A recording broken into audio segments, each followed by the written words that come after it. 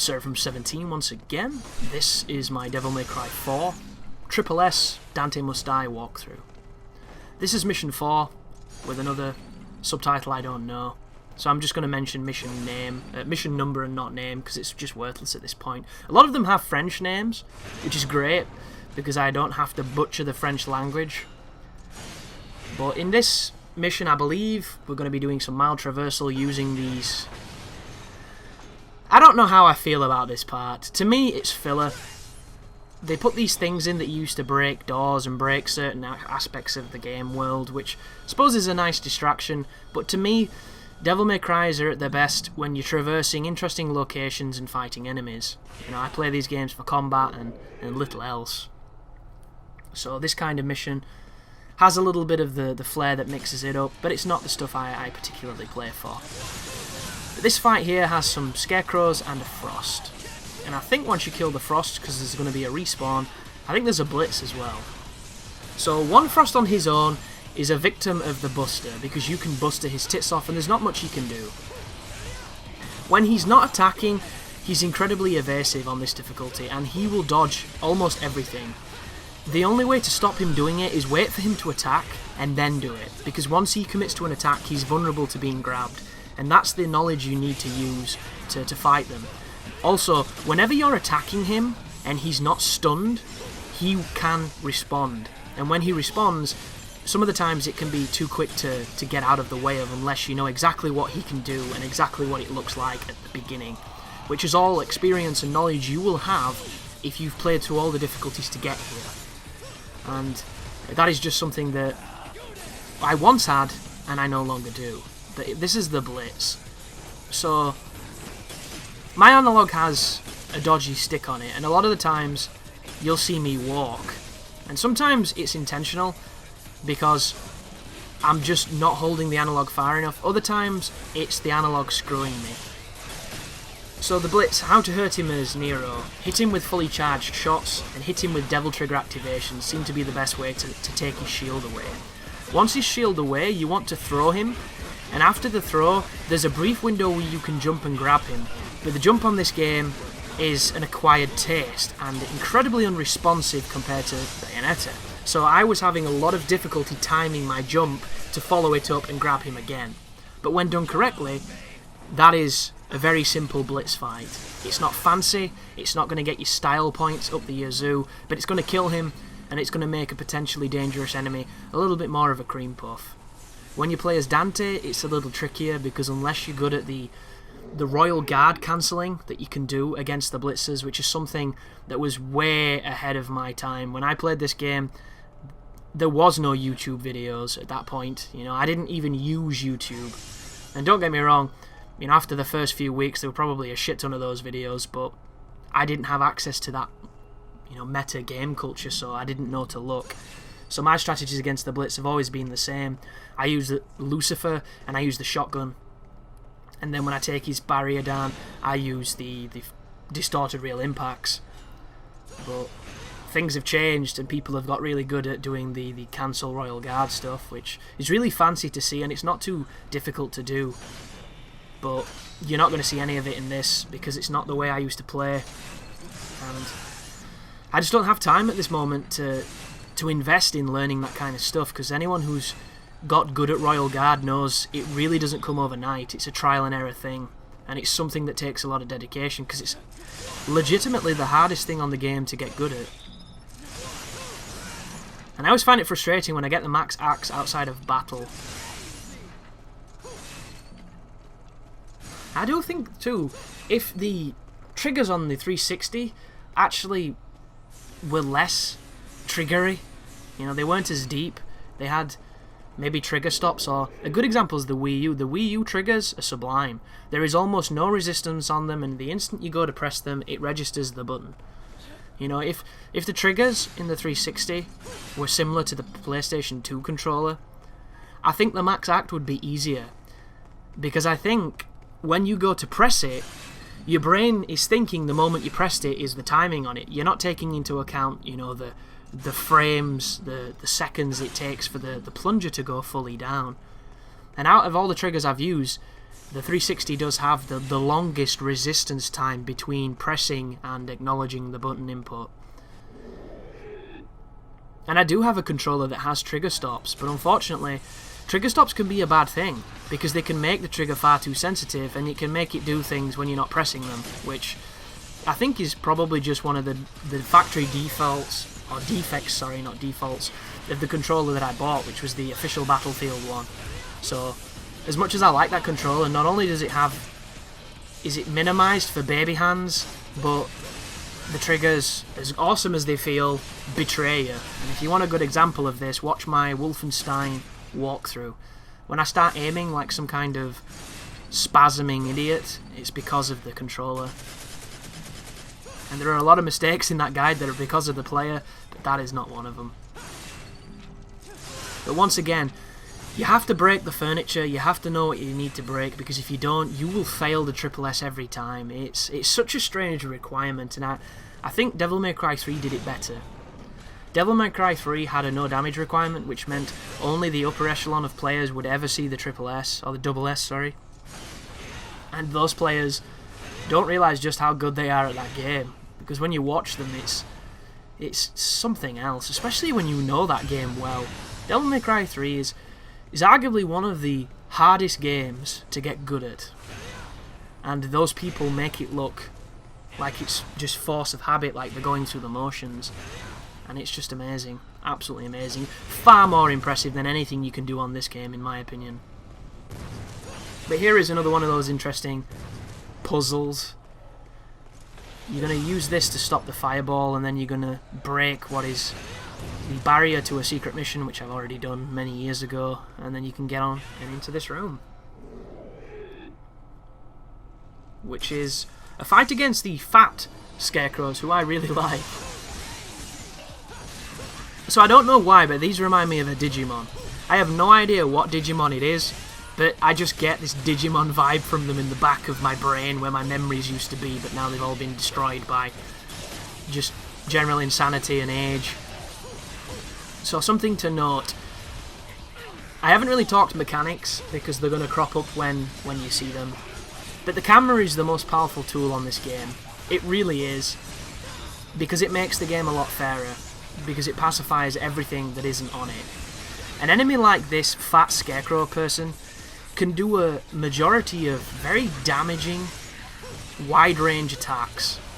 If you don't put the camera on him, he can't do them.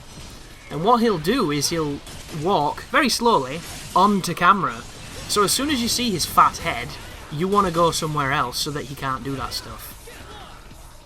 And the thing I keep forgetting, even though it's so easy to remember, is when you kill them, they do that. And I always kick myself when I forget it, because it's so simple to avoid. And it broke my combo just then, which was going quite well. And it's kind of annoying. But the great thing about this enemy is once you launch it, you can have some super fun with it.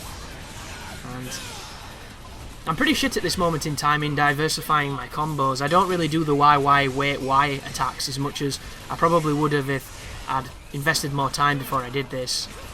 But once again, these videos are proof that you don't need to. There we go, you see? Forgot about it again! I'd just been hit by it and I completely forget. So dumb. And I'm curious with Dante if you can Royal Guard them, because how cool would that be? You just finish it with a super cool looking combo and then you Royal Guard it as it falls. I'm not the player to try that because the Royal Guard is so tight. So goddamn tight.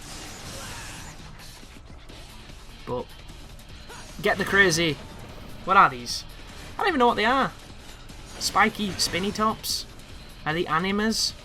What the hell is an anima, aside from a summon in Final Fantasy X and probably something from mythology or folklore?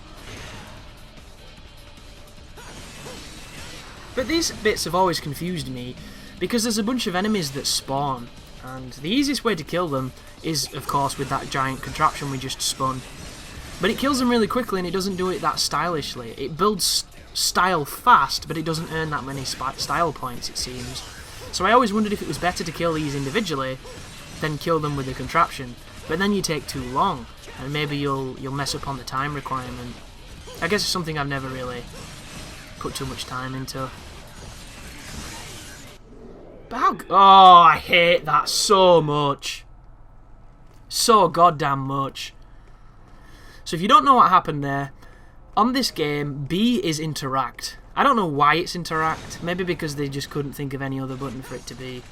But it happens all the time to me. The worst ones are the invisible barriers that teleport you to different areas, which you get knocked into all the time. But what I was doing there is I was following up the streak with a buster grab. But because I was buffering it during the animation, and the animation had put me close to that door, it registered that I wanted to leave, and it reset the entire fight and the animus and everything. And it's something that will almost never happen to you until it does, or until you play sloppy like me, and then it just gets fucking annoying. And it happens all the time. I don't know why I allow it to, but it frustrates me to no end. And I think during combat, you shouldn't be able to access the doors. I think you should have to stand by it for like a second or two before it registers it, or at least not be in an attacking state for it to register. I don't know how I would fix it, but it really bugs me. Not as much as getting knocked into an area. There's a lot of games that do this. You know, Devil May Cry 4 is just one of those that unfortunately it happens in too. But any level where you run and you hit an invisible trip event to go to a different part of the game so it can load it and all that good stuff is going to inevitably end up in you getting fucked. One of the worst areas in this game for me, is the first Sanctus fight. There's a teleporter in that area next to the lift that leads up to Sanctus. And the amount of times I've been knocked by an alto into that teleporter is kind of disgusting. The amount of times I've streaked into it, kind of disgusting too. The bottom line is I should really play better, but at the same time, it's really frustrating, and it's something that could have been avoided by just having a different button to enter doors. You know, why not have the taunt button? We never use the taunt button hardly. It's one of those easy buttons to hit. It's not a button you hit by accident. Like Devil May Cry is great for its button mapping, and it's only very rarely that those things happen, so I suppose it's easy to be overcritical of it when really it's actually something really good. Like Metal Gear Rising and Bayonetta have this thing where you have to waggle the analog to get out of stuns. I think it's the worst gameplay conceit ever conceived. I hate it. I really do. And I think it could be fixed really easily. And instead of ruining your analog to get out of a stun, I think it should just be press a button that's awkward to press, like the taunt button or the back button or something, a button you don't usually press, because that way, even though you are being punished by being in a stunned state, you're able to use skill to escape it, instead of potentially ruining the fucking dead zone on your analog. But here is Bale. I think he's got another name as well. Is it Dagon or something? I think the name of the frog is different depending on when you fight it with Dante and Nero. And that right there is hilarious. I don't know why I got hit by it, but I did. Guess it's the theme of the guide, really. But to get rid of the girls, which are called something like Raska, something daft, he's going to breathe ice when he does that, so make sure you jump. You've got iframes in your jump, it's all you really need. If you need anything else, use your devil trigger. This is a mistake here, I think. Oh no, it's good. We're good. So after you've done enough damage to him, Bale jumps away. When he jumps away, it's generally much farther than any other jump he does. When he does that, go into devil trigger and do the move I just did then. It's the best way to deal damage at him, and it just speeds up this fight ridiculously. So these things, as soon as you start being able to buster them, you can chain buster them, and they're very simple. I get hit by that shit again. So bad. But all you want to do here, if you can, is attack the crystals on his head. If you can get the max axe and you can do some of the moves in midair, you're going to be golden. Whenever he does that, he's vulnerable to being grabbed. It's really rare to get it unless you're good at damaging Bale. And as you just saw, I'm not really doing a compelling example of me being very good at this fight, but I used to be at one point. But keep on hitting him, keep on smacking him, and he's more of an awkward boss than a hard one. And you're going to have to fight him again on the gauntlet later on, So I hope I do a better job of it, but I honestly can't remember if I do. Suffice to say, if I invested the time, I could probably get some really fancy boss fights, but that's not what this is about. This is getting the best SSS ranks for the people who need some help in that, and doing a project that a lot of people have wanted for a long time, and it's kind of sad that I didn't do it earlier, because then I would have been much more into Devil May Cry 4 than I am right now. And I just want people to know it's not a reflection of the game, it's just a reflection of me as a gamer. I've moved on since I played this game a lot. But thank you very much for watching, and you take care now.